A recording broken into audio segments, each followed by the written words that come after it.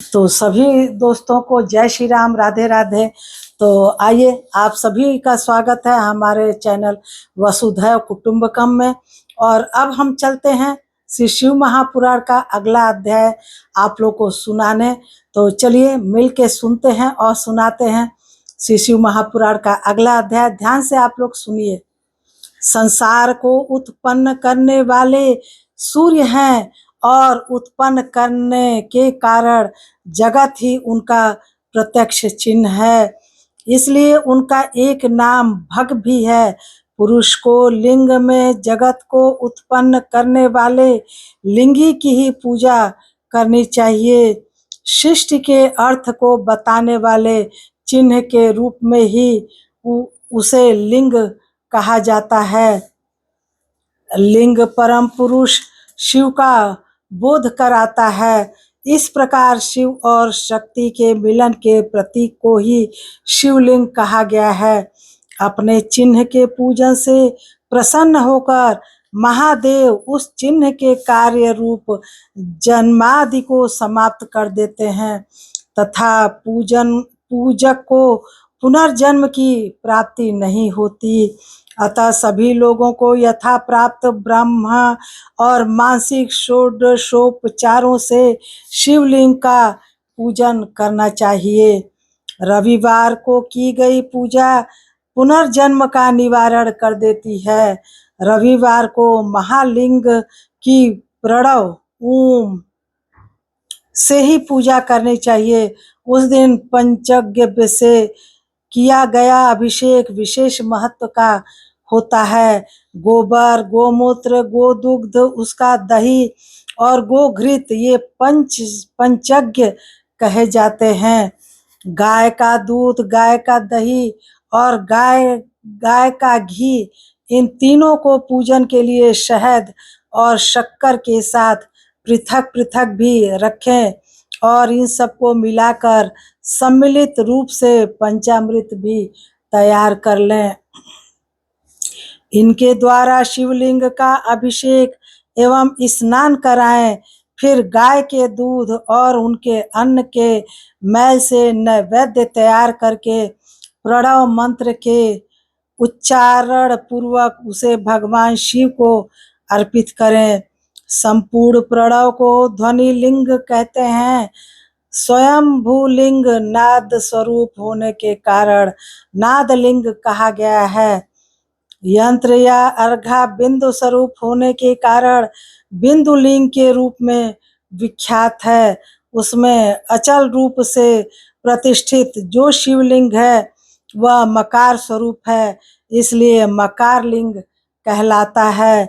सवारी निकालने आदि के लिए जो चरलिंग होता है वह उकार स्वरूप होने से उकार लिंग कहा गया है तथा पूजा की दीक्षा देने वाले जो गुरु या आचार्य हैं उनका विग्रह आकार का प्रतीक होने से आकार लिंग माना गया है।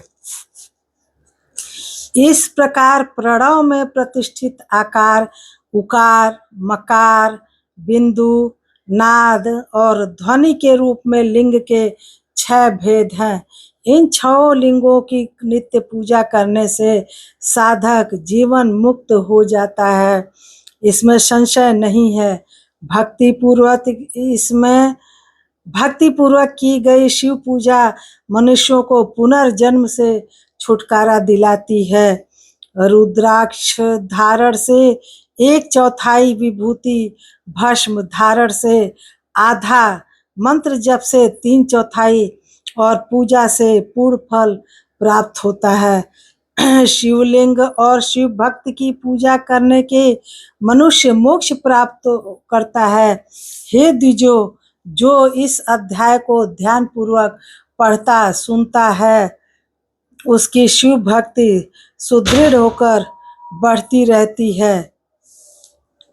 इस प्रकार से शिव महापुराण के अंतर्गत प्रथम विद्येश्वर संहिता में पार्थिव पूजा आदि का प्रकार वर्णन नामक 16वां अध्याय पूर्ण हुआ। अथ सप्तदशोऽध्याय।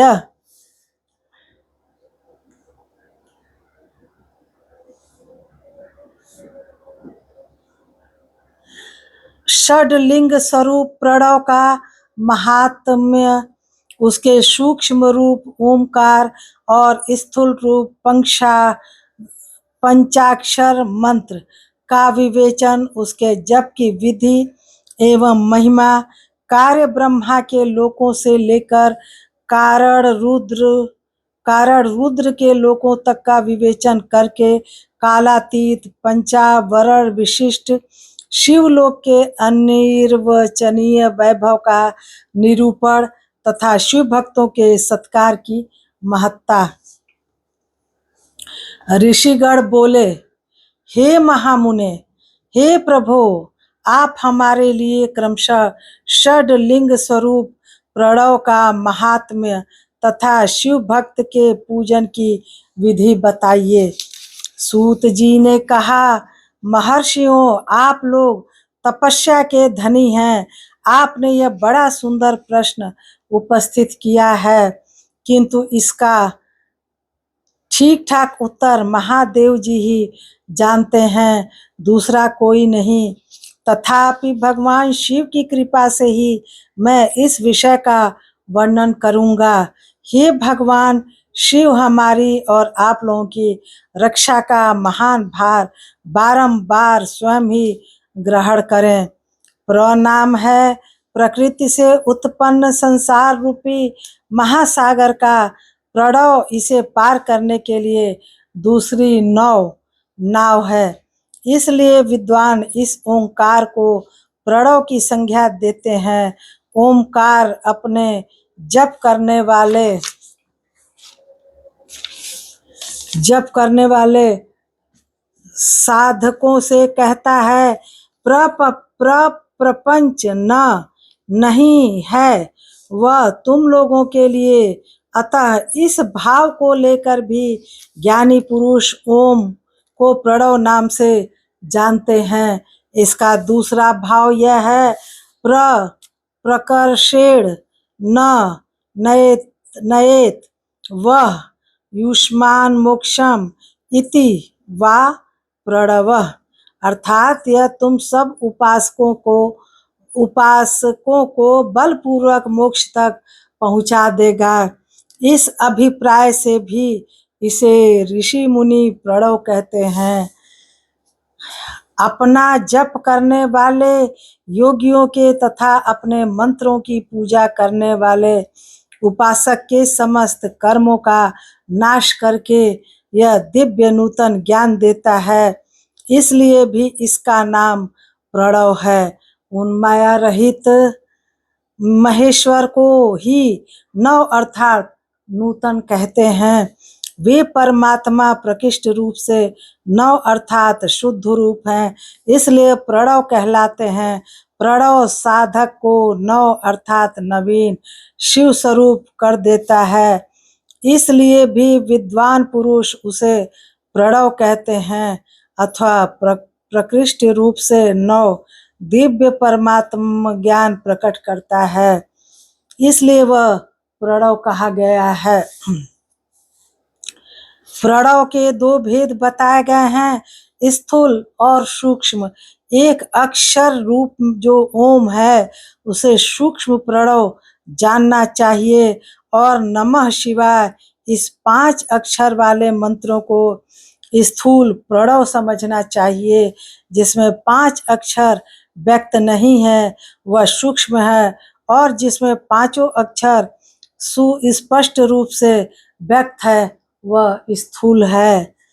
जीवन मुक्त पुरुष के लिए सूक्ष्म प्रणव के जप का विधान है, वही उसके लिए समस्त साधनों का सार है। तो इस अध्याय को अब यहीं समाप्त करते हैं दोस्तों। और अगर हमारा ये शिव महापुराण पुराण की कथा आप लोगों को अच्छी लगेगी तो आप लोग हमारे वीडियो पे आप लोग हमको कमेंट और चैनल पे सब्सक्राइब करिएगा, सपोर्ट करिएगा दोस्तों। मिलते हैं अगले अध्याय में, तब तक के लिए सभी को जय श्री राम, राधे राधे।